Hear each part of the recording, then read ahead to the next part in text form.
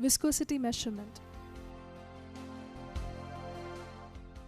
All fluids, liquids and gases exhibit a characteristic property of flowing under an applied force, which could be even the force of their own weight, and also the ease which they flow differs from the liquid to liquid.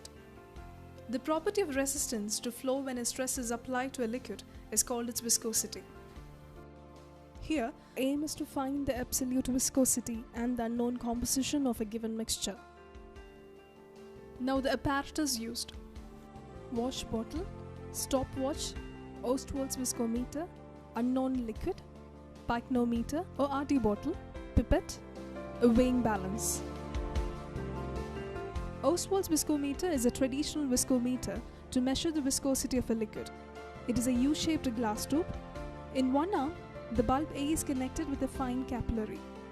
The lower end of a capillary is connected with a U-tube provided with a bulb B in the second arm. The bulb B is necessary to maintain the hydrostatic pressure during the flow of liquid. Through the capillary tube, the liquid flows with measurable speed. There are two marks C and D above and below the bulb A. The liquid flows under its own weight. The density of liquid is determined either by pycnometer or by RD bottle. Now the procedure. Clean the viscometer with chromic acid and then wash thoroughly with the distilled water. It is then washed with alcohol or acetone and dried. A sufficient volume of distilled water is introduced by pipette in bulb B so that the bent portion of tube and half or a little more than half of bulb B are filled up. Clamp the viscometer in quite vertical position. Using the pipette pump, suck up water until it rises above the upper mark C and allows it to flow under its own weight.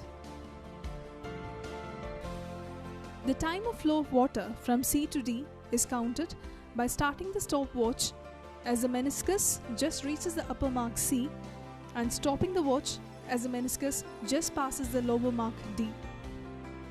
Take at least 3 or 4 readings with water and then take the mean of them. Now remove the water from viscometer and dry it.